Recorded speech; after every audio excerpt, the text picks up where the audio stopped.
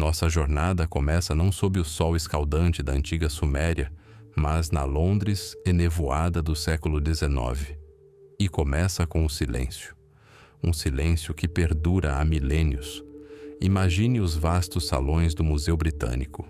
Prateleiras intermináveis, repletas de caixas, revestem as paredes. Lá dentro, sobre tapetes de veludo, não repousam os tesouros dos faraós, nem estátuas de mármore de deuses, mas sim fragmentos discretos de argila cozida. Dezenas de milhares de fragmentos, cobertos por estranhas marcas angulares que lembram pegadas de pássaros. Isso é tudo o que resta de uma civilização inteira. Essas vozes de barro vinham das margens do Tigre. Em meados do século XIX, o aventureiro britânico e arqueólogo autodidata Austen Henry Layard escavava a colina de Kuyundik, no que hoje é o norte do Iraque. Ele buscava a lendária Nínive, capital do temido Império Assírio, e a encontrou. Seus trabalhadores, cavando sob o impiedoso sol da Mesopotâmia, descobriram as ruínas de um grandioso palácio. Mas a maior descoberta não foram os baixos relevos com touros alados ou as insígnias reais.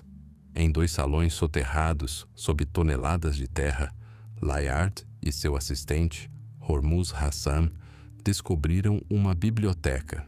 A biblioteca do último grande rei da Assíria, Assurbanipal.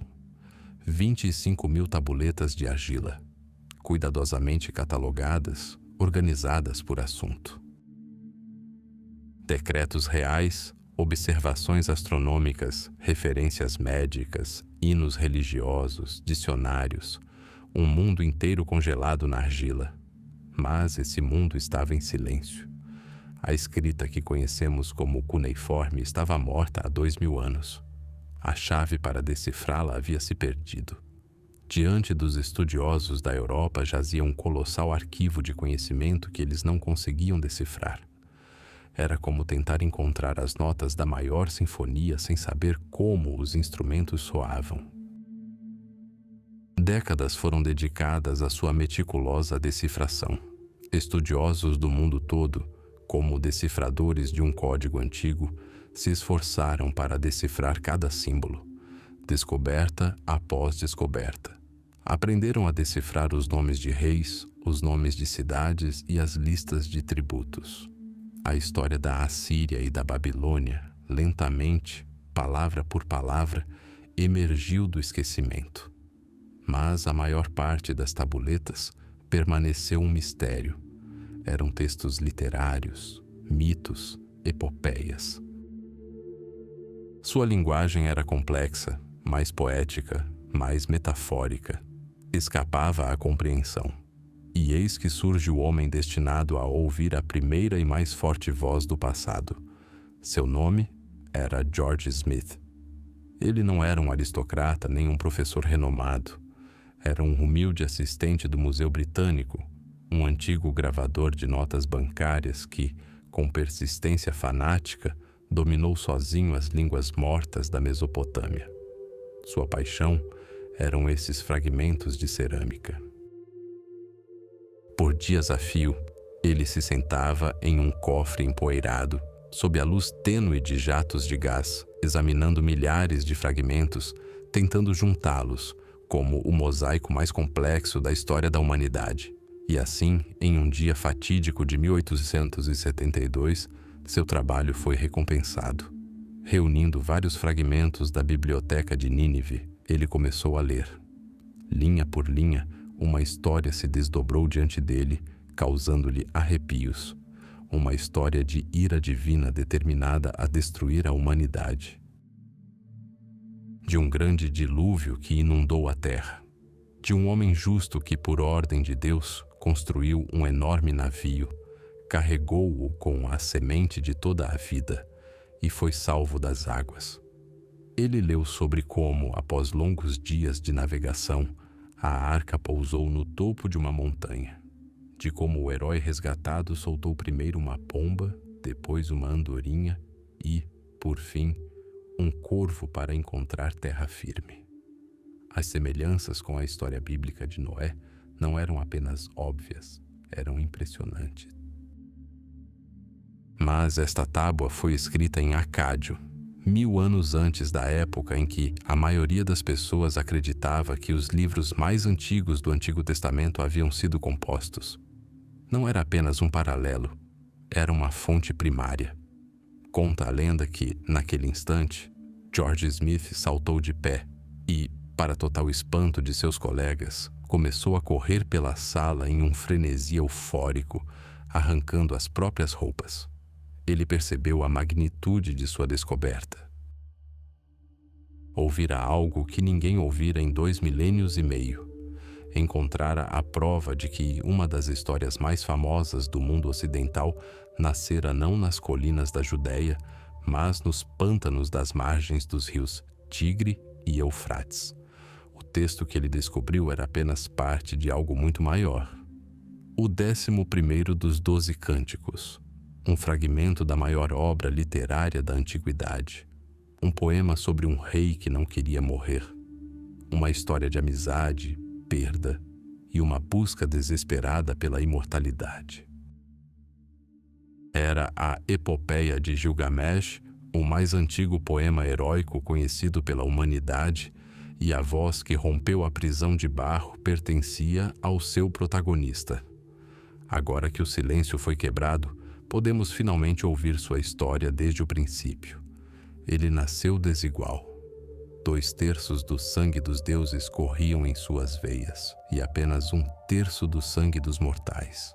Seu nome era Gilgamesh, rei de Uruk, a cidade que ele mesmo construiu com o barro e o suor de seu povo.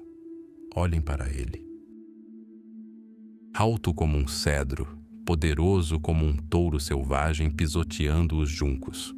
Seu olhar penetrante, sua palavra era lei, esculpida não em pedra, mas no próprio ar da Mesopotâmia. Ele não conhecia rivais, não via barreiras, não ouvia ninguém além do eco de sua própria voz, reverberando nas muralhas que construiu. E essas muralhas eram um milagre. Imagine um mundo sem pedra, um mundo de rios, juncos e argila fértil e infinita sob o sol escaldante. Por volta de 2700 a.C., quando o Egito ainda estava aprendendo a construir suas primeiras pirâmides, Gilgamesh cercou Uruk com uma muralha como a terra jamais vira. Sua fundação era sólida como rocha, seus tijolos queimados produziam um som estrondoso, sua altura obrigava os viajantes a olhar para cima, com os olhos lacrimejando devido à luz intensa. Subam na muralha de Uruk e caminhem ao longo dela. Começa a epopeia. Examinem a fundação, julguem a alvenaria. Estas não são apenas palavras. Este é o orgulho de um construtor, o orgulho de um rei que criou uma fortaleza que perdurará por milênios. Mas toda grande obra de construção tem um preço, e esse preço não foi pago pelos deuses, mas pelos homens. O drama nasce dos fatos, e o fato era este: o muro se ergueu e o povo gemeu. Gilgamesh arrancou filhos de seus pais para seus trabalhos intermináveis. Arrancou jovens de suas famílias, lançando-os em canteiros de obras ou em campanhas militares cujos objetivos só ele conhecia. Dia após dia, sob o impiedoso sol da Mesopotâmia, milhares de pessoas amassavam barro, moldavam tijolos e os carregavam nas costas. O ar tremia com o calor, a poeira e os suspiros pesados. A cidade de Uruk tornou-se a maior da terra, mas o riso dentro de seus muros era cada vez mais raro. O rei pastor, que deveria ter protegido seu rebanho, transformou-se em um touro selvagem, pisoteando-o indiscriminadamente. E sua tirania não terminou aí. Ele era uma força da natureza, imparável e ignorante da moralidade mortal. E tomava o que queria. O direito do forte tornou-se o direito da primeira noite. A canção de casamento cessava quando os guerreiros do rei batiam à porta. A noiva destinada ao seu marido pertencia inicialmente a Gilgamesh. Isso não era apenas um capricho de um tirano. Era uma afirmação de seu poder divino sobre a própria vida, sobre os laços mais íntimos que unem as pessoas. Reclamações? Não havia nenhuma. Quem poderia reclamar de uma tempestade? Quem poderia reclamar de um terremoto? Gilgamesh era uma força da natureza que se abatia sobre sua própria cidade. Mas até a paciência mais renovada tem seus limites. O povo de Uruk não se rebelou. Não afiaram suas espadas. Fizeram o que sempre se fazia no mundo antigo, quando o poder terreno se tornava insuportável. Voltaram o olhar para o céu. Os sussurros de desespero, a princípio silenciosos como o farfalhar dos juncos ao vento, foram se intensificando. Mães rezavam por seus filhos, pais amaldiçoavam o dia em que foram levados, maridos insultados e noivas desonradas choravam noite adentro. E esse lamento polifônico, essa dor concentrada de toda uma cidade, elevou-se acima das muralhas de Uruk, acima do zigurate dedicado à deusa Inanna, e alcançou os ouvidos dos imortais.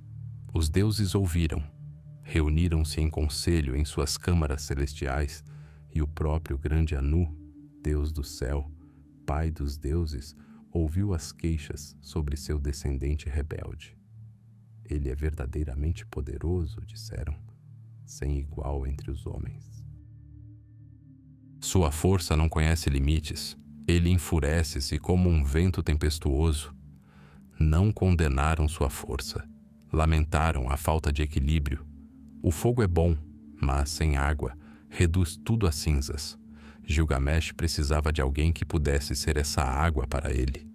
Não um inimigo para matar. Não um escravo para obedecer. Ele precisava de um igual. Alguém diferente. Alguém que pudesse confrontar sua fúria com a própria. Alguém que o obrigasse a olhar para si mesmo de fora.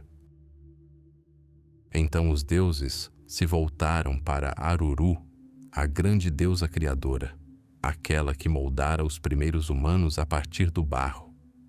Tu o criaste, Gilgamesh, disse Anu a ela. Agora cria um semelhante a ele, que ele seja um reflexo de seu coração selvagem, que eles se encontrem em combate, para que Uruk finalmente possa respirar aliviada. Aruru lavou as mãos, retirou um pedaço de argila primordial e o lançou na estepe, na terra selvagem e intocada, além dos muros da civilização. E dessa argila, regada por seu hálito divino, ela o criou. Enkidu, o herói, o homem selvagem. Seu corpo inteiro era coberto de pelos como o de uma fera. Seus cabelos eram longos, como os de uma mulher. Ele não conhecia pessoas nem cidades. Comia capim com gazelas e bebia água dos rios com manadas de burros selvagens. Ele era uma força da natureza pura e indomável. O alter ego de Gilgamesh, sua sombra, seu rival e seu destino. Ele ainda não conhecia o rei de Uruk. E o rei de Uruk ainda não o conhecia. Mas na estepe, aquele cuja aparição mudaria para sempre o maior dos heróis já havia nascido. Tempestade contra tempestade, e o mundo prendeu a respiração. Para além dos muros de Uruk, a primeira cidade da humanidade, construída com tijolos secos ao sol, um murmúrio começava a surgir. Não vinha dos inimigos que se aproximavam dos portões, mas de dentro. Dos corações dos pais cujos filhos eram forçados a participar de intermináveis projetos de construção e competições sem sentido. Da dor silenciosa das mães cujas filhas deveriam pertencer ao rei antes de seus maridos. Gilgamesh, 2/3 Deus e 1/3 homem, era perfeito em seu poder e incansável em seus desejos. Era uma tempestade aprisionada em um corpo humano, e sua energia, incomparável, transformou-se em tirania. Ele rondava sua cidade como um touro selvagem, sem conhecer nem contenção nem compaixão. E o povo de Uruk, construtores dos muros e criadores da civilização, ergueu os olhos para o céu e clamou. Suas preces, tecidas de desespero e poeira, alcançaram os céus. O próprio Anu, pai dos deuses, as ouviu. Voltou seu olhar para Aruru, a grande deusa criadora. Aquela que lavou as mãos, retirou um pedaço de argila e o lançou na estepe. Na desolada e escaldante terra, onde a civilização não passava de um rumor distante, levado pelo vento quente. Dessa argila, umedecida pela saliva da deusa, da própria matéria primordial da terra, ela moldou um ser. Não dentro dos muros de uma cidade, mas sob o céu aberto. Não para o poder, mas para o equilíbrio. Ela criou o Enkidu. Ele não conhecia pão nem cerveja. Os fundamentos da vida mesopotâmica. Seu corpo, da cabeça aos pés, era coberto por uma espessa pelagem, como a do deus animal Sumukan. Longos cabelos, como os de uma mulher, caíam pelas suas costas, emaranhados em rebarbas e poeira. Ele era um filho da natureza no verdadeiro sentido da palavra. Não caminhava. Corria ao lado das gazelas, lado a lado, respirando o mesmo ar, saciando a sede nos mesmos bebedouros. Seu alimento eram as ervas que pastava com os rebanhos. Ele era parte deles, seu irmão, seu protetor. Foi nesse papel que o homem o viu pela primeira vez. Um caçador e armador de armadilhas, cujo ofício sustentava sua família, via repetidamente suas armadilhas tapadas e suas redes destruídas. Dia após dia retornava de mãos vazias. E um dia, escondido perto de um bebedouro, ele viu a razão de seus fracassos. Uma criatura surgiu por trás de uma colina. Um homem, mas não exatamente. Poderosa, peluda, movia-se com a graça de uma fera. Não perseguia os animais, vinha com eles. O caçador observou enquanto aquele selvagem, com as próprias mãos, destruía seu trabalho, libertando os animais presos. E o medo, frio e gélido, dominou o coração do habitante da cidade. O poder daquela criatura era desumano, era elemental. Paralisado de terror, o caçador fugiu. Correu até seu pai idoso e, ofegante, contou-lhe o que vira. Falou de um homem selvagem que vivia na estepe, cuja força era comparável à do próprio guerreiro celestial Anu. Ele não me deixa praticar minha arte, queixou-se o jovem. Ele é mais rápido e mais forte do que eu. O velho, sábio além de sua idade, percebeu que tal força estava além das capacidades de um mero caçador. Meu filho, disse ele, vá para Uruk. Encontre o rei Gilgamesh. Conte-lhe sobre esse homem. Ninguém além de Gilgamesh pode lidar com tamanha força. Peça-lhe conselhos e ele os dará. E assim o caçador partiu. Caminhou por vários dias até que as gigantescas muralhas de Uruk surgiram no horizonte. Entrou na cidade, atônito com o barulho, a grandiosidade, a vida, tão diferente do silêncio da estepe. Apresentou-se diante de Gilgamesh, sentado em seu trono, e contou-lhe sua história, a de um selvagem que protege os animais e governa a estepe. Gilgamesh escutou atentamente. Não havia medo em seus olhos. Havia interesse, cálculo.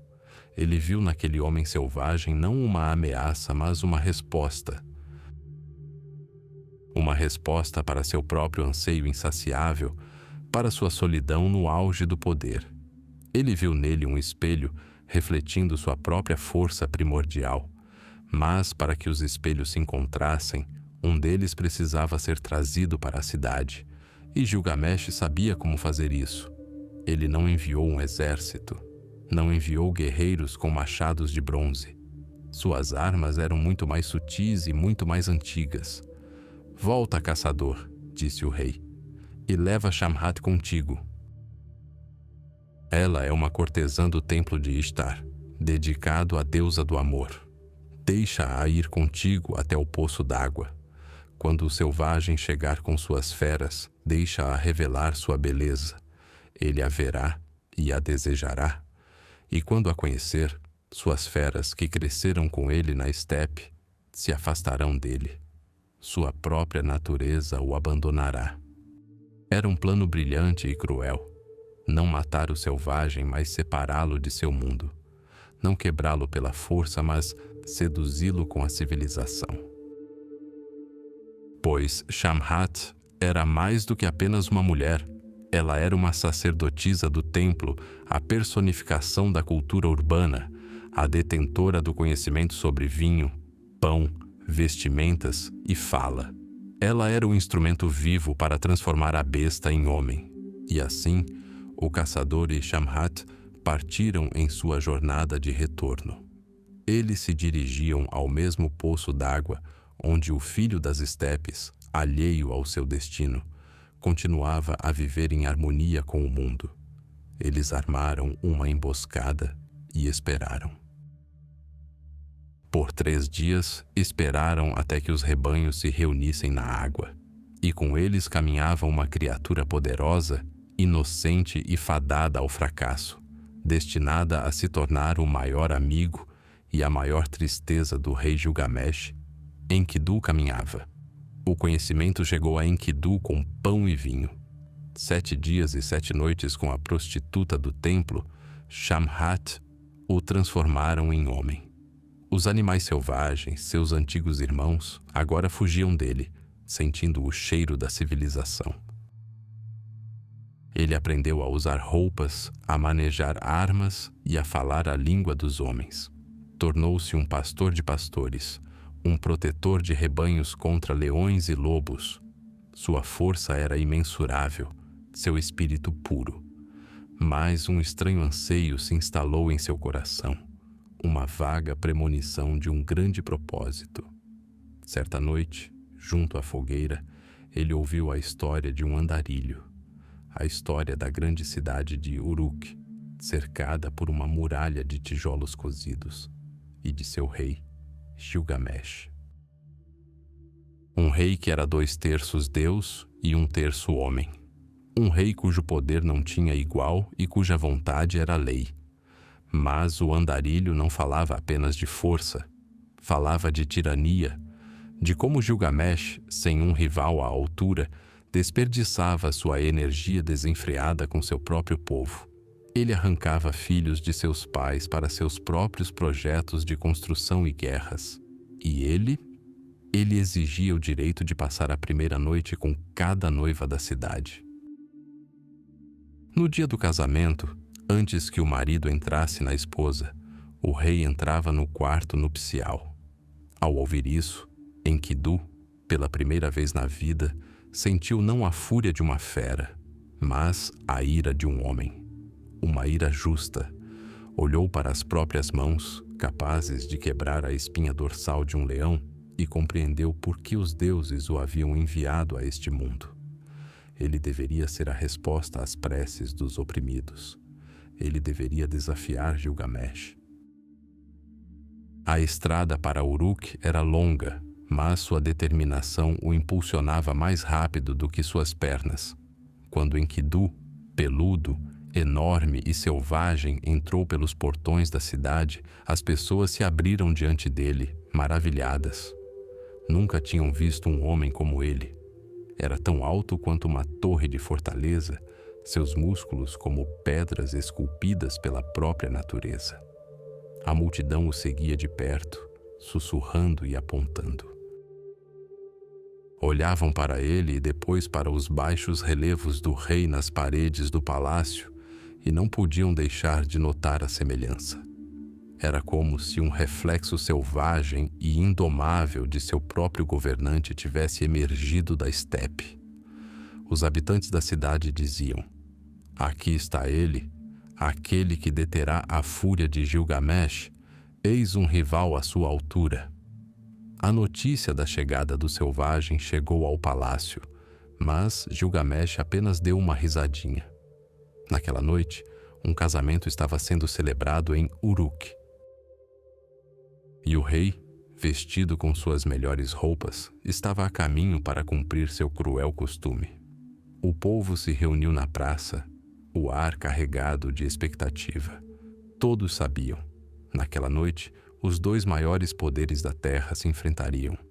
Gilgamesh aproximou-se da casa dos recém-casados. A música cessou. A multidão prendeu a respiração. Mas a entrada do quarto nupcial, bloqueando o caminho, estava Enkidu. Ele não disse uma palavra. Simplesmente permaneceu ali, a personificação da justiça primordial, com os pés firmemente enraizados na terra de Uruk. Os olhos do rei encontraram os do selvagem. Não havia medo neles, apenas desafio. Gilgamesh avançou e, num instante, eles se agarraram. Esta não foi uma batalha de homens. Foi um duelo dos elementos. Eles se enfrentaram como dois touros enfurecidos, cabeças entrelaçadas. Sua força era tão grande que o chão tremia sob seus pés. Lutaram na soleira de uma casa, e os batentes das portas estalaram, voando das paredes. Rolaram para a praça, e uma nuvem de poeira se ergueu, escondendo-os da vista da multidão. Tudo o que se ouvia era o estalar de ossos e o resfolegar furioso. Gilgamesh, um rei acostumado a vitórias fáceis, pela primeira vez encontrou um igual. Enkidu, um filho da natureza, pela primeira vez encontrou uma força na qual corria um terço de sangue divino. As muralhas da cidade que Gilgamesh construíra tremeram com a luta. Eles se destruíram mutuamente, testando os limites da carne e do espírito. Nenhum dos dois prevaleceu. Foi um choque entre civilização e selvageria, ordem e caos, duas solidões que se encontraram na fúria da batalha. Finalmente, Gilgamesh, reunindo o último resquício de seu poder divino, conseguiu dobrar o joelho de Enkidu. Ele o imobilizou no chão. Vitória. A multidão prendeu a respiração, aguardando o golpe fatal. O rei ergueu o punho sobre o inimigo caído. Mas, olhando em seus olhos inabaláveis, Gilgamesh de repente não viu um adversário. Viu a si mesmo, seu duplo, seu irmão, e sua raiva diminuiu. Ele retirou a mão. Ele ajudou Enkidu a se levantar. E no silêncio que se seguiu, no meio da praça em ruínas, eles se abraçaram.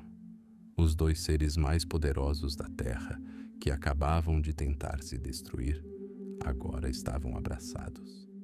Lágrimas escorriam pelas faces de Gilgamesh, lágrimas de alegria e alívio. Ele o havia encontrado. Finalmente encontrara aquele que sua alma buscava. Não um inimigo, mas um amigo. Assim terminou a batalha que deveria ter trazido a morte, mas que, em vez disso, trouxe a irmandade. Naquele dia, o tirano em Gilgamesh morreu, e o herói estava apenas começando sua jornada. Agora ele tinha alguém com quem compartilhá-la, seu igual, seu irmão, Enkidu. Durante 6 dias e 6 noites marcharam para o oeste. Para trás ficava Uruk, com suas muralhas castigadas pelo sol, seus mercados movimentados e escadarias de templos. À frente, estendiam-se as montanhas, 7 cordilheiras cujos picos tocavam o céu. Cada passo media distância não na terra, mas no tempo, levando-os para longe do mundo dos homens, para um mundo onde reinavam poderes ancestrais. De dia, o sol brilhava forte. À noite, o vento gélido. Comiam o que carregavam, bebiam água dos riachos da montanha e, todas as noites ao acamparem, realizavam um ritual. Gilgamesh desenhou um círculo de farinha, orando a Shamash, o deus Sol, seu patrono. Pediu um sinal, um sonho profético, e todas as noites, quando o cansaço o vencia, Gilgamesh era assaltado por sonhos. Não descanso ou paz, mas um terror viscoso e gélido, nascido de seu próprio espírito. Uma montanha, gigantesca e imponente, desaba sobre ele, soterrando-o sob pedras e poeira, e somente uma mão poderosa o arranca dos escombros. Ele acordava em um suor frio, com o coração batendo forte como um tambor de guerra. Mas Enkidu estava por perto. Ele ouviu a história confusa do rei, e seu rosto selvagem e coberto de vegetação permaneceu sereno. Este é um bom sinal, disse ele. A montanha que caiu sobre você é Humbaba. Nós o capturaremos, o mataremos e lançaremos seu corpo no vale. E a mão que o salvou é a ajuda do deus Shamash. Na noite seguinte, outro pesadelo surgiu. O céu escureceu, trovões ribombaram, a terra tremeu. Um raio caiu nas proximidades, incendiando o local, e das chamas emergiu um touro monstruoso, rugindo e pisoteando a terra, exalando morte. Gilgamesh acordou novamente, sufocando de medo. E mais uma vez, Enkidu estava por perto, sua voz uma âncora na tempestade de dúvidas. O touro não é um inimigo, disse ele.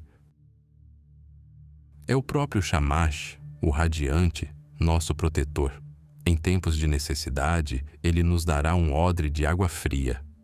Então eles caminharam, dia após dia, pesadelo após pesadelo. E a cada vez, Enkidu, nascido na estepe, conhecendo a linguagem da natureza e dos deuses melhor do que a linguagem das intrigas palacianas, transformava presságios de horror em profecias de vitória. Ele era a força que impedia a vontade do rei de se quebrar. Ele era a fé quando a própria fé de Gilgamesh se desfez em pó. Finalmente, chegaram ao seu destino. Diante deles, estendendo-se até o horizonte, estava a floresta de cedros.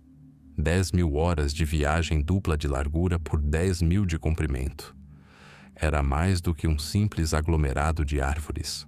Era um organismo vivo, pulsante, uma muralha de troncos gigantescos que se elevavam tão alto no céu que suas copas pareciam um mundo verde à parte. O ar ali era diferente. Denso, pesado, saturado com o aroma ácido e resinoso do cedro. O aroma era tão forte que chegava a causar vertigem. O silêncio era absoluto, imaculado, quebrado apenas pelo sussurro do vento nos galhos mais altos. Na entrada da floresta havia um portão, não de madeira ou pedra, mas da própria essência do medo e da reverência. Ali começava o domínio de Humbaba, o guardião designado pelo grande deus Enlil. E ali, no limiar de seu grande objetivo, Gilgamesh hesitou. Aquele que era 2/3 Deus sentiu o 1/3 humano enchê-lo de terror gélido. Suas mãos fraquejaram. Seu rosto, acostumado à batalha e ao poder, empalideceu como barro. Ele olhou para Enkidu, e em seus olhos não havia fogo real, apenas dúvida. Minhas mãos ficaram dormentes, ele sussurrou. Perdi a força. Mas Enkidu não hesitou. Ele não olhava para o amigo, abatido pelo medo, mas para o rei, que precisava ser lembrado de quem era. Lembre-se das suas palavras em Uruk. Você falou de glória eterna. Disse que seu nome perduraria. Onde está seu orgulho agora? Não chegamos até aqui para desistir. Juntos, 2 são fortes. Uma corda torcida com 3 fios não se rompe.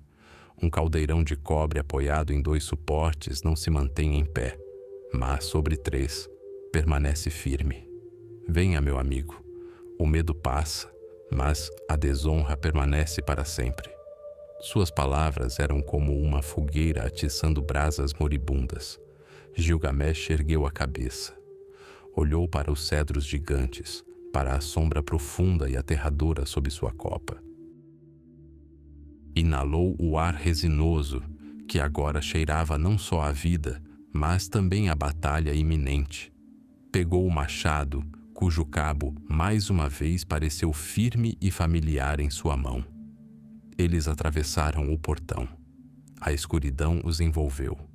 A luz do sol mal filtrava-se pela densa copa de agulhas de pinheiro, espalhando-se pelo chão em manchas cintilantes.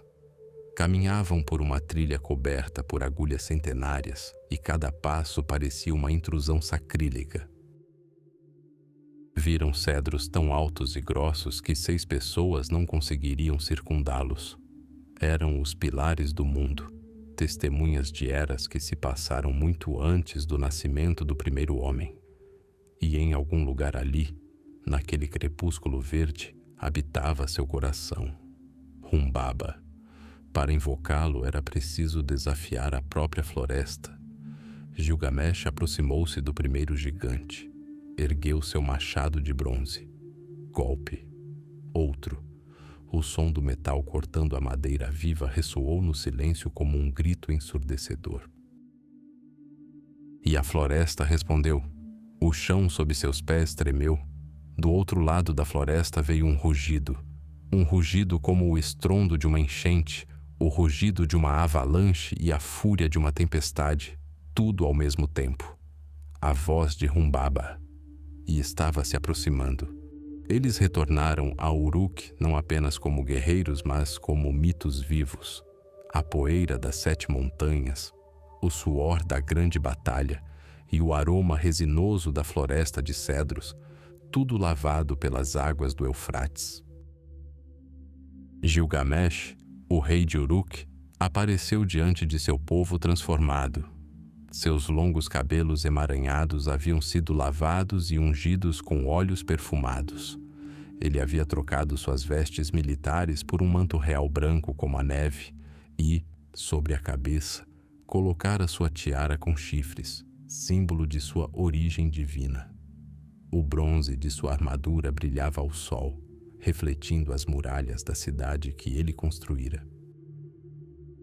Ele estava no topo de seu zigurate e seu poder, 2/3 divino, 1/3 humano, parecia inegável. E então ela ouviu. Ishtar, deusa do amor e da guerra, senhora das estrelas da manhã e da noite, padroeira de Uruk.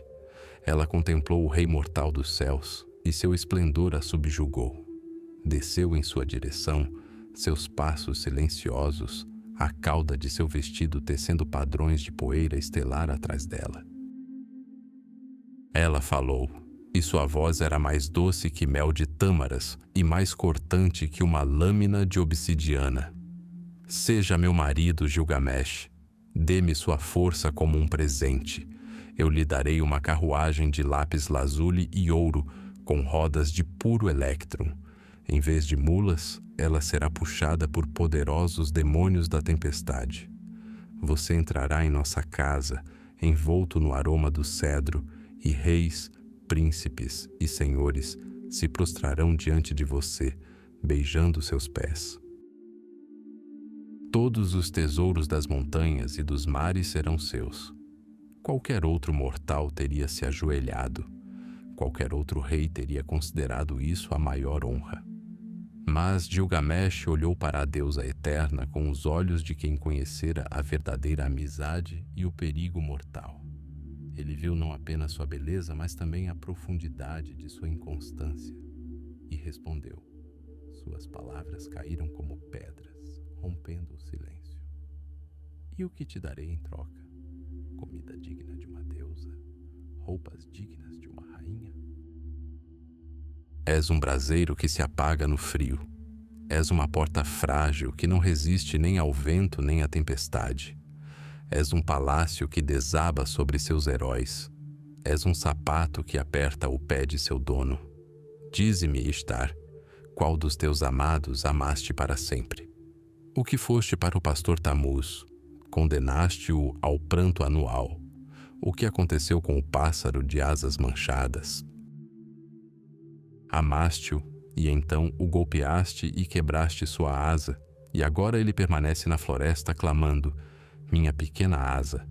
Amaste um leão, perfeito em sua força, e cavaste 7 e mais 7 covas para ele.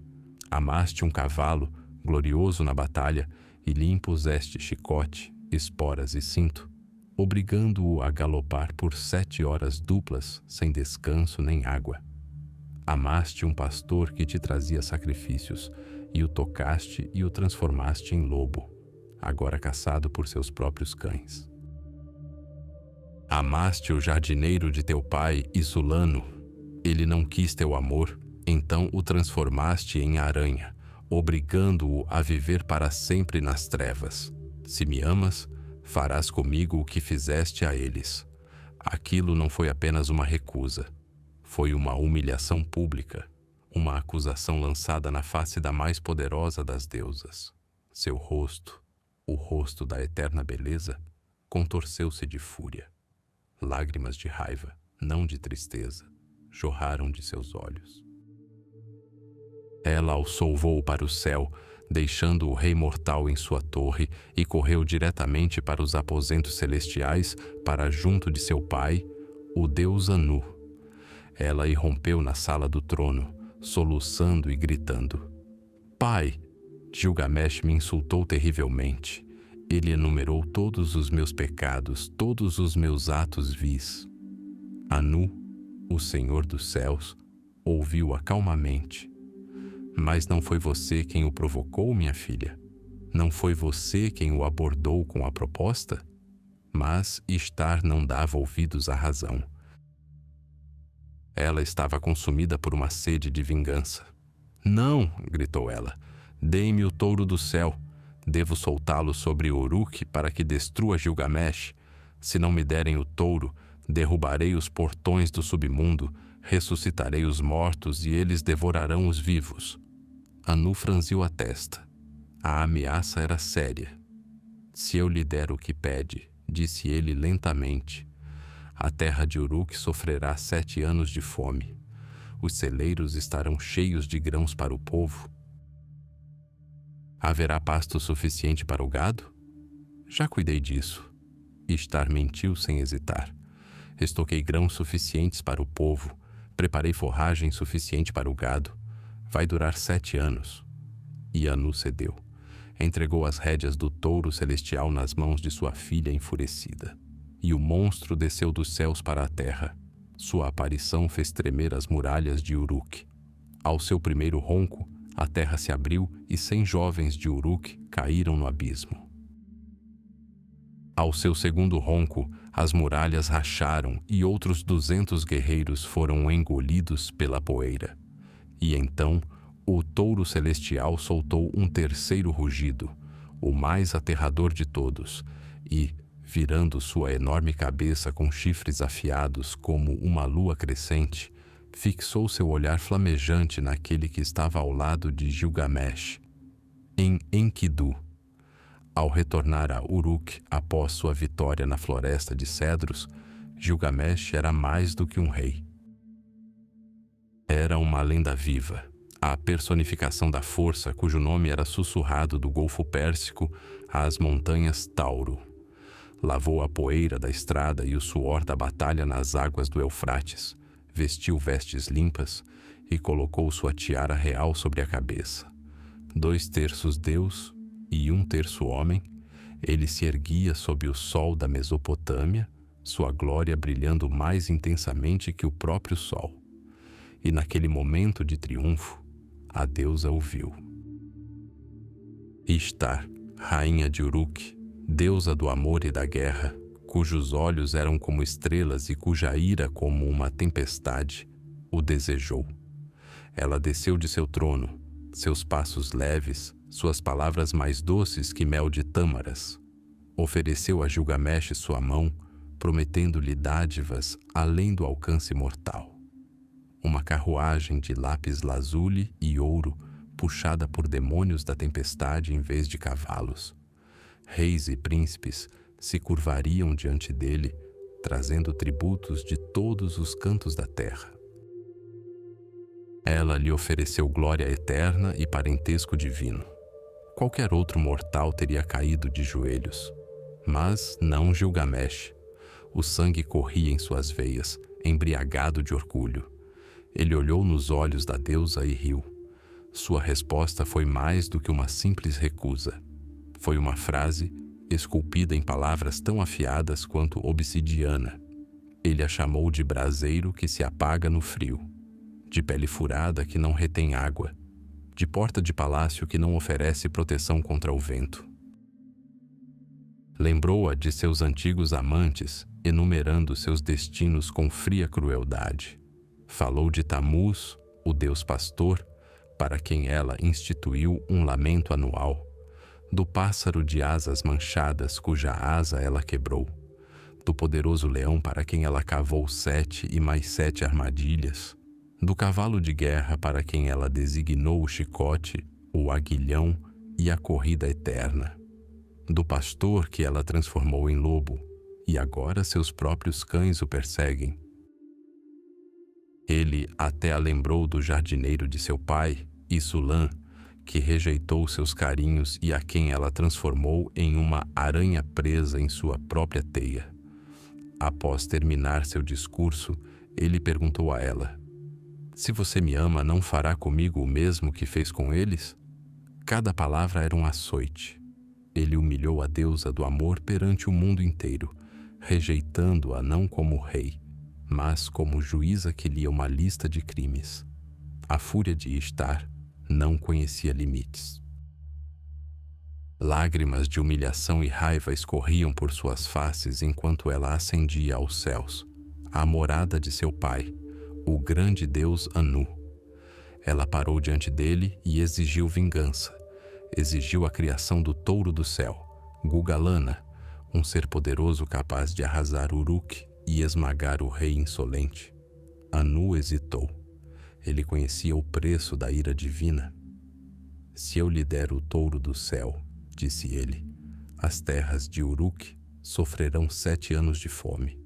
Haverá apenas palha em vez de grãos." "Você reuniu suprimentos suficientes para o povo? Cultivou pasto suficiente para o gado?" Mas Ishtar era implacável. Sua resposta fez até os céus eternos tremerem. Se seu pai a rejeitasse, ela destruiria os portões do submundo. Ela quebraria as molduras e portas do submundo e libertaria os mortos de volta à terra. E os mortos devorariam os vivos, em número muito maior do que os que ainda respiram. Diante de tal ameaça, Anu cedeu. Ele criou o touro do céu, um monstro cujos chifres eram de ouro puro e cujo corpo exalava pestilência. Quando o touro desceu sobre a terra de Uruk, a cidade tremeu.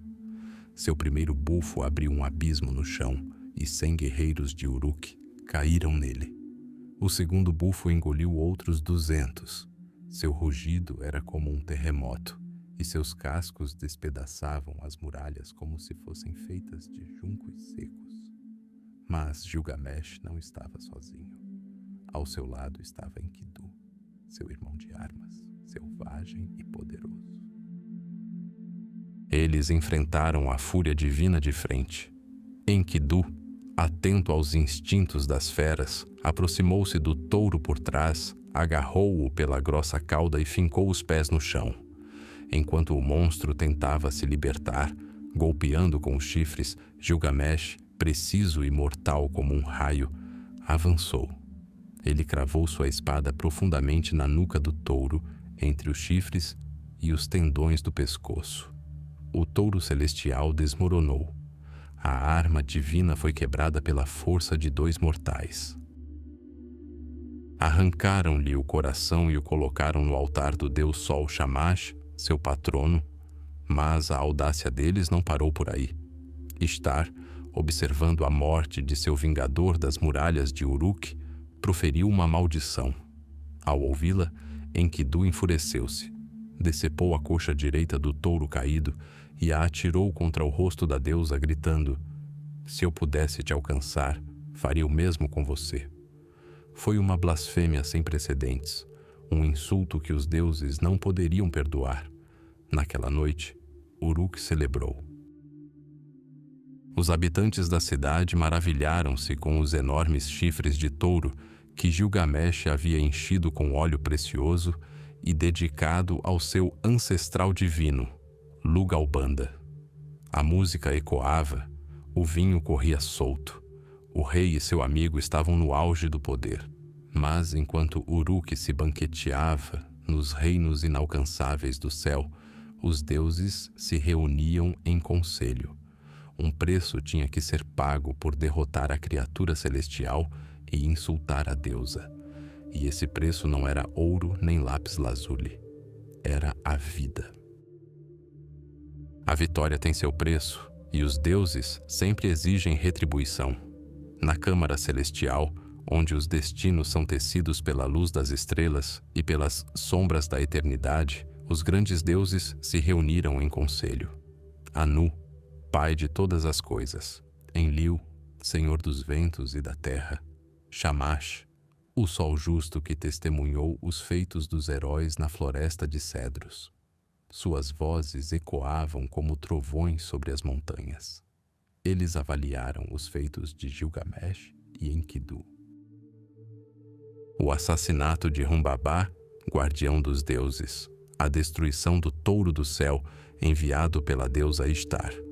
Essas não eram meras vitórias, eram desafios lançados aos imortais. E a ira de Enlil era inexorável. Ele decretou: um dos dois deveria morrer. Não aquele que era 2/3 Deus, mas aquele que era feito de barro. Enkidu.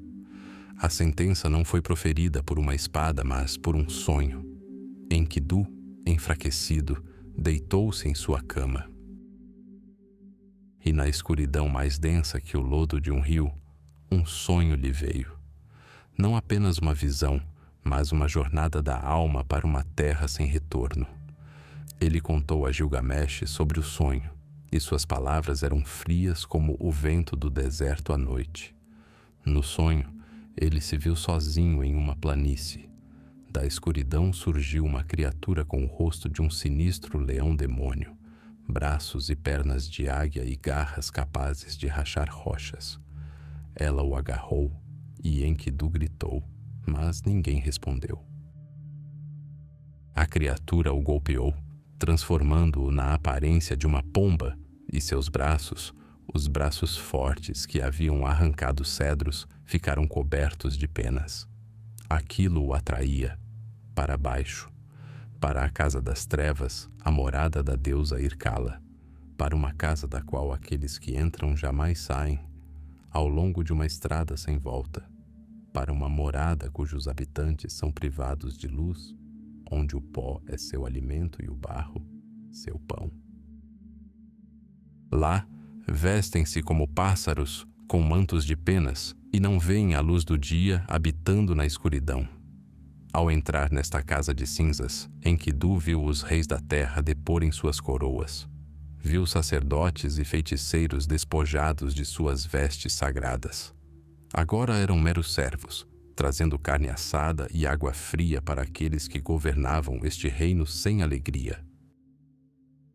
Este era um mundo de sombras, o submundo da vida, onde todas as distinções terrenas eram apagadas em uma única massa cinzenta de existência silenciosa.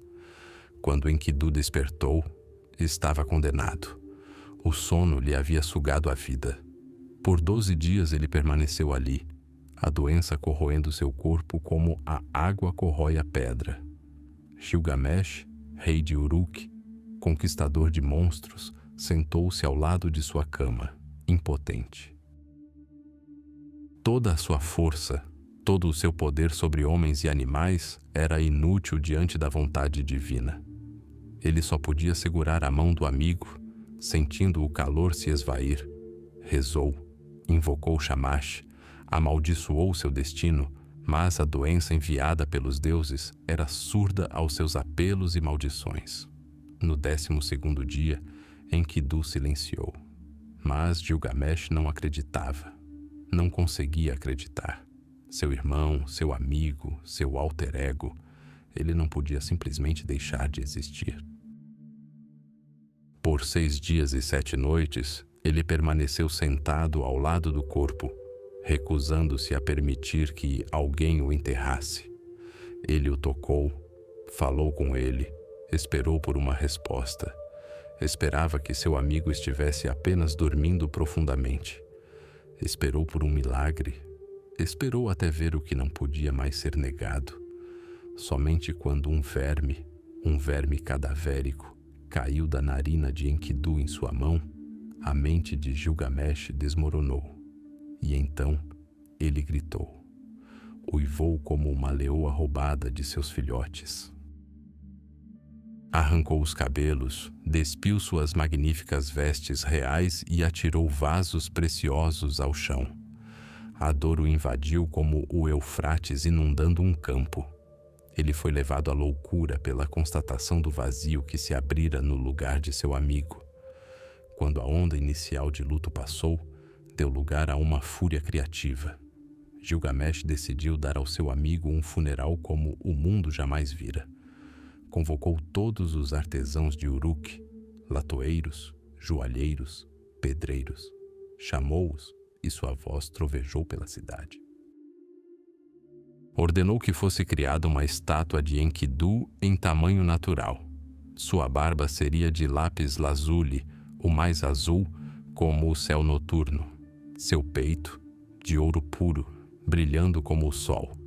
Ofereceu inúmeros tesouros. Encheu o barco funerário com armas para que Enkidu pudesse se defender no mundo das sombras.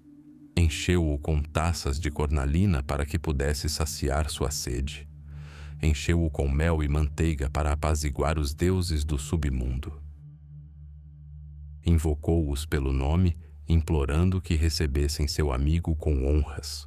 Mas, quando todos os rituais foram concluídos, quando a terra recebeu o corpo de Enkidu e o rio levou as oferendas funerárias, uma nova epifania, ainda mais aterradora, abateu-se sobre Gilgamesh. Ele olhou para as próprias mãos, para seu corpo forte, para a cidade que havia construído e, pela primeira vez na vida, um terror gélido o atravessou. Não era tristeza por um amigo, mas medo por si mesmo. Enkidu, seu reflexo, sua força e sua consciência, agora não passava de pó, o barro do qual fora criado. E Gilgamesh, rei e semideus, fez a si mesmo uma pergunta que mudaria sua vida para sempre. A mesma pergunta que todo homem desde então se faz ao encarar a morte. Eu também morrerei? O mesmo destino me aguardará? Eu também me tornarei apenas uma sombra na casa das cinzas? A morte de seu amigo despojou Gilgamesh de suas vestes reais, deixando-o vestido apenas com a pele de um leão. Ela o dilacerou por dentro, deixando um vazio que nem o poder, nem as muralhas de Uruk poderiam preencher. Ele não era mais um governante, mas um fugitivo de sua própria mortalidade. Seu caminho seguia onde o sol nasce e se põe, até as montanhas gêmeas de Machu, cujos picos tocavam a abóbada celeste e cujas bases mergulhavam no submundo. Nenhum mortal jamais havia passado por ali. Os portões da montanha eram guardados por sentinelas cuja aparência congelava o sangue. Homens escorpião, criaturas cujo terror era mortal, cujo olhar era a própria morte. Gilgamesh, definhando de dor, com as faces encovadas e um fogo selvagem nos olhos, aproximou-se deles. Não desembainhou o machado, simplesmente caminhou. O guarda o viu, e sua esposa disse: aquele que vem até nós é 2/3 Deus, 1/3 homem. Não havia ameaça em sua voz. Havia surpresa. O homem escorpião falou, sua voz como o ranger de pedras. Perguntou sobre o destino. Gilgamesh não mentiu. Falou-lhe de Enkidu, do verme que roía seu amigo e que logo começaria a roê-lo também. Falou de seu medo da morte, não como rei, mas como um simples homem que perdera tudo, e os guardas, cujo dever era matar qualquer um que se aproximasse, se afastaram. Não viram insolência, mas uma dor imensurável. Abriram os portões do túnel por onde o sol passava todas as noites e o advertiram. Este caminho é de 12 horas duplas de escuridão completa e impenetrável. Não há volta. Gilgamesh adentrou a escuridão. Não era apenas escuridão. Era a ausência de luz em sua forma mais pura e absoluta. Ele não conseguia ver as próprias mãos. Não tinha senso de direção. Apenas o assobio do vento norte em seus ouvidos e um frio que lhe penetrava os ossos. 1 hora dupla. Ele tateou, tropeçando em pedras invisíveis. 2 horas duplas. A escuridão se adensou, pressionando, tentando esmagar sua mente. 3, 4, 5. Ele gritou o nome de Enkidu, mas o som foi abafado pelo silêncio. 6 horas duplas. Metade do caminho percorrido. Ele não sabia se estava avançando ou girando em círculos. 7, 8.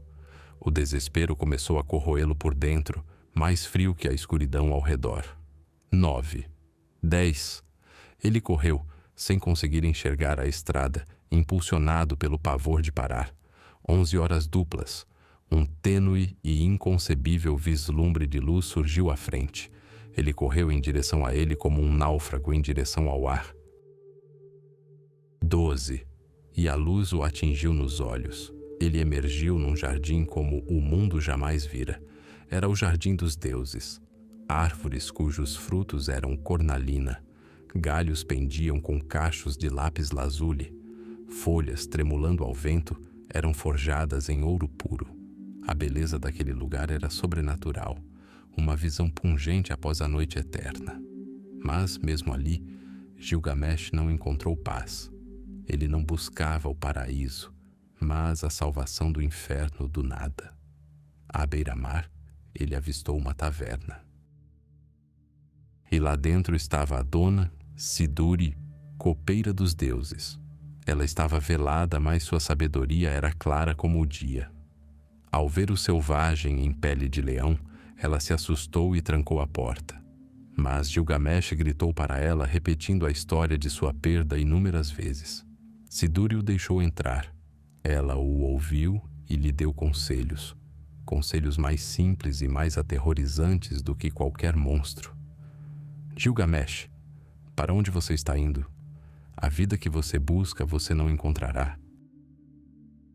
Quando os deuses criaram o homem, eles lhe destinaram a morte, mas deixaram a vida em suas próprias mãos. Quanto a você, encha seu estômago. Alegre-se dia e noite, celebre todos os dias. Mantenha suas roupas limpas, lave sua cabeça, banhe-se em água. Olhe para a criança que segura sua mão e deixe sua esposa se deleitar em seus braços. Essa é a obra do homem. Era a verdade. Uma verdade simples, calorosa, humana. Mas Gilgamesh já não era completamente humano. Sua dor o havia ensurdecido para as alegrias da vida.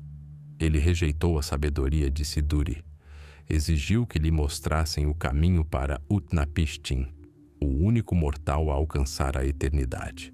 Siduri, vendo sua intransigência, suspirou e apontou para a floresta.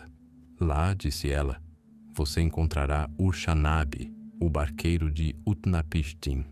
Só ele pode levá-lo através das águas da morte, cujo toque mata.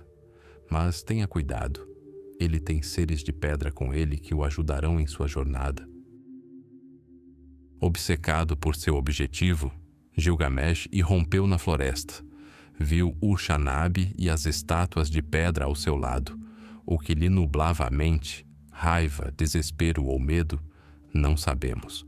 Mas ele ergueu seu machado e, num acesso de fúria, esmagou as estátuas de pedra. Destruiu a única coisa que poderia guiar seu barco com segurança pelas águas mortais. O barqueiro, Urshanabi, olhou para os destroços e percebeu. O homem à sua frente tornara sua jornada quase impossível com as próprias mãos. Gilgamesh chegara à beira do mundo apenas para cometer o erro mais grave de sua viagem. O caminho que o levara através das águas da morte estava para trás. Diante de Gilgamesh, exausto, mas inabalável, estava aquele que ele buscara na fronteira do mundo. Utnapishtim, o imortal. O homem cujos olhos haviam visto o mundo antes da grande calamidade. E Gilgamesh, um rei acostumado a respostas, fez a pergunta mais importante de sua vida. Como você, Um mortal alcançou a vida eterna e se tornou um entre os deuses. E então o ancião falou. Sua voz era como o farfalhar dos juncos ao vento, antiga e repleta de segredos. Ele não falou de heroísmo, falou de traição. Há muito tempo, na cidade de Shuruppak, às margens do Eufrates, os grandes deuses se reuniram em conselho. Anu, pai dos deuses. Enlil, o guerreiro senhor da terra. E o sábio Ea, patrono das águas e dos ofícios, e sua decisão foi aterradora em sua simplicidade, destruir a humanidade, não por pecados, não por orgulho, pelo barulho. O barulho das cidades humanas havia se tornado insuportável, perturbava o sono dos deuses, e o grande Enlil, irritado com essa eterna vaidade, condenou o mundo à purificação pela água. Todos os deuses juraram guardar este segredo. Mas Ea, cujo coração era repleto de astúcia e compaixão, não podia permitir a destruição de todos os seres vivos. Ele não podia quebrar seu juramento de forma direta. Então, encontrou uma saída. Aproximou-se da cabana de junco onde eu, Utnapishtim, vivia e falou não comigo, mas com a parede. Cabana de junco, parede, parede, escute, sussurrou. Derrube sua casa, construa um navio, abandone suas riquezas, salve sua vida. Carregue-o com a semente de todos os seres vivos. A voz do Deus ecoou por entre os juncos farfalhantes, e eu entendi. Recebi instruções precisas. O navio deveria ser enorme, seu comprimento, largura e altura iguais, formando um cubo gigantesco. 7 convéses, cada um dividido em 9 compartimentos, revesti-o com piche por fora e betume por dentro, para que nem uma gota vazasse pelas frestas. Disse aos meus concidadãos que o deus Enlil estava zangado comigo e que eu devia navegar até o oceano para o domínio do meu patrono, Ea. Eles não sabiam a verdade. Ajudaram-me a construir a arca, sem saber que estavam construindo a única ilha de vida em um mundo condenado à morte. Quando o navio estava pronto, carreguei-o com tudo o que possuía, minha prata, meu ouro, toda a minha família e parentes. Trouxe mestres de todos os ofícios, para que o conhecimento não se perdesse. Embarquei os animais do campo e as criaturas da estepe, a semente de todos os seres vivos. E quando o deus Sol Shamash pintou o horizonte de um carmesim ameaçador, entrei por último e selei a porta atrás de mim. Na manhã seguinte, a escuridão adensou-se. Uma nuvem negra ergueu-se no horizonte. Haddad, o deus do trovão, trovejava em seu coração. Mensageiros dos deuses avançaram, arrancando pilares e destruindo represas. A escuridão era tão densa que ninguém conseguia ver ninguém. O mundo estava submerso no rugido dos elementos. Até mesmo os deuses, criadores desse horror, fugiram apavorados para os mais altos céus de Anu. Encostaram-se contra a parede, com o rabo entre as pernas, como cães assustados. A deusa Ishtar gritou como uma mulher em trabalho de parto. Oh, como puderam os dias antigos se transformar em pó, quando eu mesma, no conselho dos deuses, ordenei essa maldade. A enchente durou 6 dias e 7 noites. O vento rugiu, a água devorou a terra. No 7º dia, a tempestade amainou. Abri a escotilha e olhei para o mundo. O silêncio reinava. Toda a humanidade havia se transformado em barro. A superfície da água estava lisa como o telhado de uma casa. Caí de joelhos e chorei. Lágrimas escorriam pelo meu rosto. Procurei a margem, mas vi apenas o mar infinito.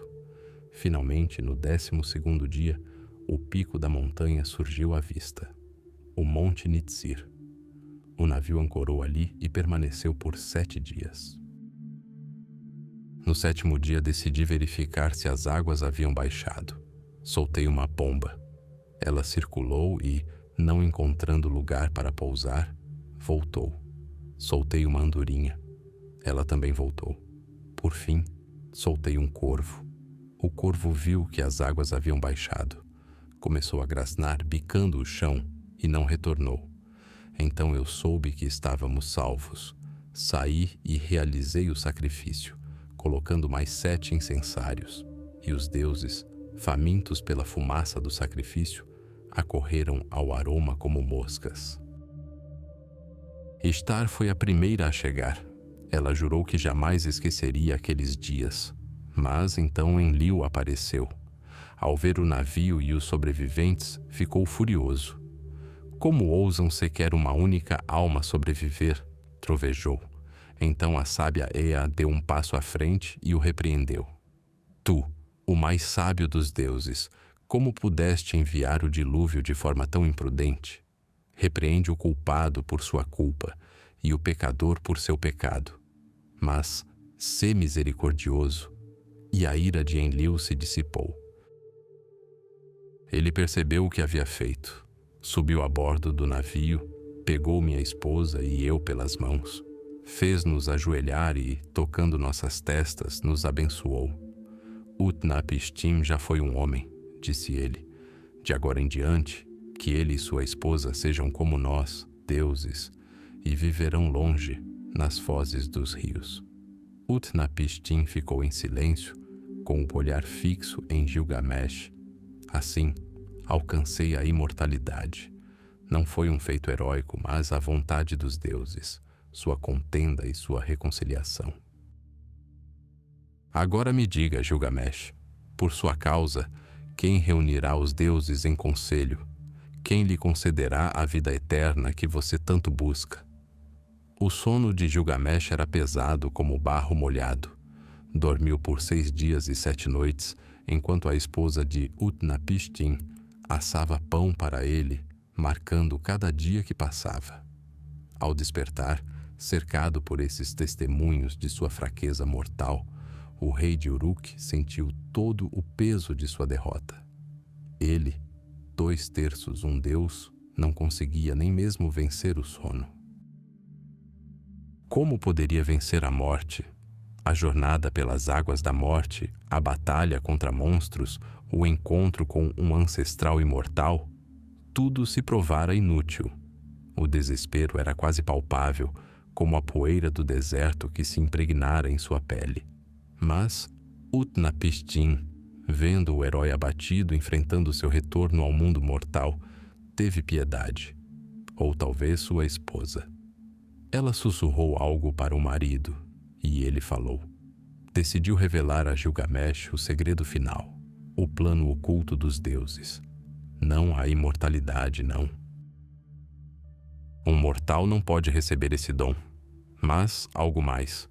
Algo que jazia no fundo das grandes águas, no fundo do oceano primordial de Apsu.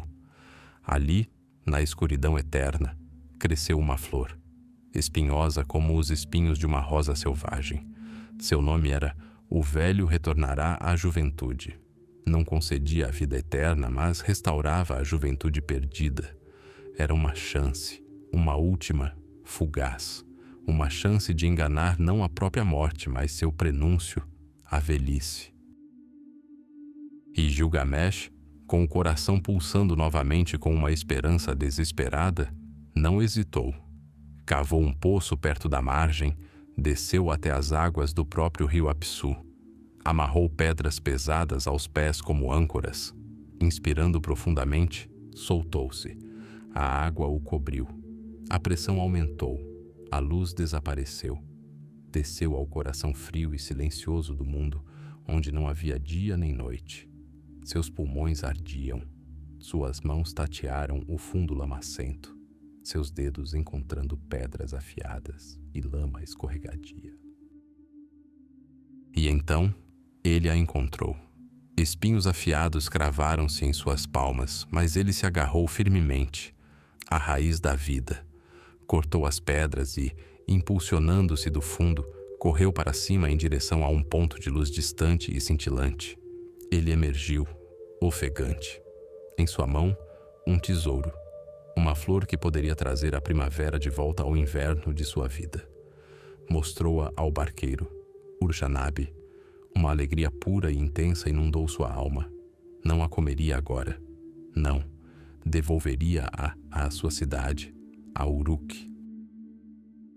Daria-a aos anciãos para que a experimentassem e então ele mesmo a provaria. Restauraria as forças não apenas a si mesmo, mas também ao seu povo. Pela primeira vez em toda a sua jornada, o desejo egoísta, eu não morrerei, foi substituído pelo nobre, restauraremos a juventude. A viagem de volta para casa foi longa. As estradas empoeiradas da Mesopotâmia estendiam-se sob um céu desbotado. Um dia, cansado da jornada, Gilgamesh avistou um lago fresco. A água era límpida e convidativa. Tirando as roupas e colocando cuidadosamente a flor mágica na margem, ele entrou na água, lavando a sujeira e o cansaço da longa viagem. Foi um momento de fraqueza, um momento de necessidade humana de descanso. E naquele instante, uma serpente rastejou para fora de sua toca. Não foi atraída pelo rei, mas sim pelo aroma da flor, o aroma sutil e sobrenatural da eterna primavera. Deslizando silenciosamente pelo chão, aproximou-se da planta, agarrou-a e desapareceu. E naquele mesmo instante, diante dos olhos de Gilgamesh, ao emergir da água, a serpente trocou de pele, revelando escamas novas e jovens. A prova era irrefutável e definitiva. Tudo havia terminado. Gilgamesh caiu no chão. Não gritou, não amaldiçoou os deuses, simplesmente sentou-se na margem e chorou. Lágrimas escorriam por suas faces, misturando-se à poeira. Voltou-se para Ur-Shannabi e suas palavras estavam repletas de uma amargura profunda. Para quem minhas mãos trabalharam, Ur-Shannabi? Para quem derramei meu coração? Não encontrei bondade para mim mesmo, não. Conquistei-a para uma criatura terrena, para uma serpente. Todo o meu trabalho, todo o meu sofrimento, todas as minhas esperanças, tudo se transformou em pele de serpente, abandonada na poeira. Eles seguiram seu caminho em silêncio, e então, no horizonte, as muralhas apareceram. As enormes muralhas de tijolos ressecadas pelo sol da grande Uruk. E então, devastado e desolado, Gilgamesh parou. Contemplou sua obra. Os alicerces construídos pelos 7 sábios, os tijolos reluzindo ao pôr do sol. Ele se virou para o barqueiro e não havia mais lágrimas em sua voz. Apenas uma sabedoria serena, conquistada com dificuldade. Suba a muralha de Uruk, Ur-Shannabi, caminhe ao longo dela. Inspecione os alicerces, avalie os tijolos. Não foi construída com tijolos cozidos. Não foram os próprios 7 sábios que lançaram seus alicerces. Naquele instante, o rei Gilgamesh finalmente morreu, e o homem nasceu. Ele compreendeu. A imortalidade não é uma vida sem fim. É uma marca deixada na terra. Não uma flor que restaura a juventude, mas muralhas que protegem seu povo. Não uma vitória sobre a morte, mas feitos que a morte não pode apagar. Sua busca terminou no lugar errado. Ele buscava a vida para si mesmo, mas encontrou um legado para todos. Ele retornou, não como um deus, mas como um homem. Tendo sofrido a derrota em sua maior campanha, ele trouxe para Uruk não a vida eterna, mas algo mais precioso: sabedoria. Sabedoria nascida da dor e da aceitação. E ali, nos portões de sua cidade natal, Gilgamesh se dirige a seu companheiro, o barqueiro Ur-Shannabi, com as últimas e mais importantes palavras de sua epopeia, palavras que se tornariam seu testamento. Levanta-te, Ur-Shannabi, percorre as muralhas de Uruk, inspeciona os alicerces, verifica os tijolos. Estas muralhas são feitas de tijolos cozidos? Não foram os 7 sábios que lançaram os seus alicerces? Essas linhas representam o final, não uma busca pela imortalidade, nem batalhas contra monstros, mas muralhas, fortes, confiáveis, construídas por mãos humanas, a criação de um rei mortal para cidadãos mortais. Nelas, Gilgamesh encontra seu consolo e sua eternidade. Este foi o fim de sua história. E então, houve silêncio. Um silêncio que dura milhares de anos. A areia obstruiu os canais que irrigavam os jardins de Uruk. Os palácios onde os reis banqueteavam viraram pó. O barro com que os primeiros humanos foram esculpidos consumiu sua civilização. A escrita cuneiforme, a língua dos deuses e heróis, silenciou. Ninguém mais conseguia decifrar aqueles estranhos símbolos em forma de cunha. O nome de Gilgamesh se apagou da memória humana. Ele, que buscava a glória eterna, foi esquecido tão completamente quanto o último escravo que construiu seus muros. A grande Uruk tornou-se um monte sem vida no deserto, um dos muitos enterrados sob a terra nas cidades mortas da Mesopotâmia. A história se tornou mito, e o mito se tornou pó. Mais de 2000 anos se passaram. O mundo havia mudado completamente.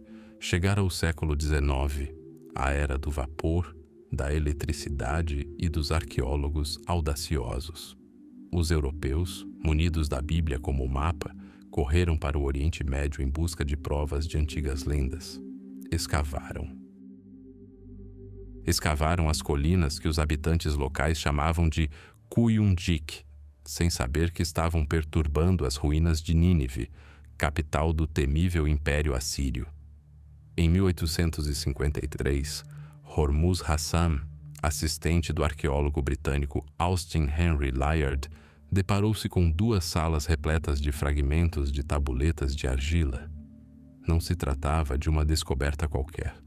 Era a Biblioteca Real de Assurbanipal, o último grande rei da Assíria.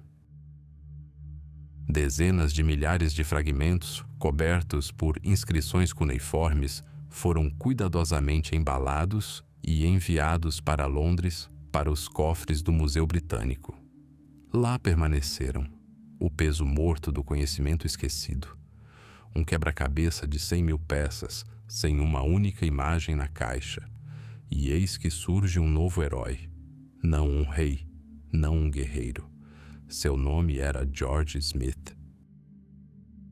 Um antigo aprendiz de gravador de notas, um autodidata que, em seu tempo livre, estudava obsessivamente a língua acádia, uma língua morta, com intensidade fanática. Passava dias e noites no porão frio do museu, curvado sobre argila frágil, examinando atentamente inscrições que permaneceram silenciosas por séculos. Analisava registros econômicos, decretos reais e encantamentos mágicos. Trabalho rotineiro e meticuloso. Num dia nebuloso em Londres, em 1872, Smith pegou outro fragmento das escavações de Nínive. Começou a ler. Linha após linha, sua respiração tornando-se cada vez mais ofegante. A tabuleta contava a história de um homem que construiu um enorme navio para escapar de um dilúvio mundial enviado por deuses irados. Ele levou sua família, animais e pássaros a bordo. O navio atracou no topo de uma montanha e o sobrevivente soltou uma pomba para verificar se as águas haviam recuado. Smith levantou-se de um salto. A lenda da Arca de Noé, mas escrita 1000 anos antes da versão mais antiga conhecida da Bíblia, em uma língua diferente, por um povo diferente. Foi uma sensação capaz de abalar os alicerces da sociedade vitoriana. Em 3 de dezembro daquele ano, ele proferiu uma palestra para a Sociedade de Arqueologia Bíblica. Um auditório lotado de acadêmicos e clérigos ouviu com a respiração suspensa. Quando Smith terminou, uma tempestade se abateu sobre ele. O Daily Telegraph imediatamente se ofereceu para financiar uma expedição a Nínive para encontrar as partes faltantes do texto. O preço, 1000 guinéus. E George Smith, o homem do porão, partiu para a ensolarada Mesopotâmia. Seu objetivo era quase insano: encontrar, em meio a toneladas de terra e entulho, um minúsculo pedaço de argila com linhas específicas escritas nele. Não se tratava apenas de procurar uma agulha num palheiro. Era a busca por um grão de poeira específico nas ruínas de uma cidade inteira. Ele chegou a Mosul e contratou trabalhadores. A escavação começou. Dia após dia, nada. E então, no 5º dia, sob o sol escaldante, um trabalhador lhe entregou um fragmento recém-escavado. Smith sacudiu a poeira. Suas mãos tremiam. Diante dele estavam aquelas mesmas 17 linhas que faltavam, as que completavam a história do dilúvio. Ele as havia encontrado. Essa descoberta tornou-se a chave. Ao reconstituir a história do dilúvio, os estudiosos perceberam que ela era apenas parte de algo muito maior. Parte de um poema épico, distribuído em 12 tábuas. Histórias do rei de Uruk, que desafiou a morte. Histórias de Gilgamesh. Uma voz, silenciosa por milênios, falou novamente. O herói, reduzido a pó, ressurgiu das cinzas. Ele não encontrara a flor da eterna juventude, nem alcançara a imortalidade dos deuses.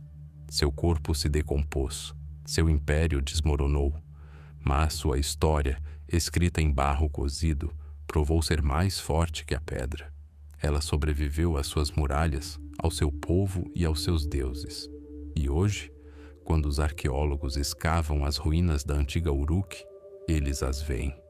Aquelas mesmas paredes, a fundação de tijolos cozidos, construída pelos 7 sábios.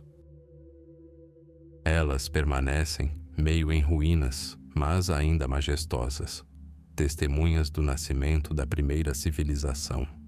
As muralhas que guardam a memória da eternidade revelaram-se mais do que simples tijolos protegendo a cidade dos inimigos.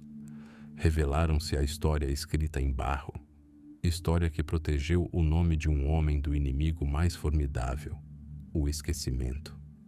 Gilgamesh perdeu a batalha contra a morte, mas venceu a guerra contra o tempo.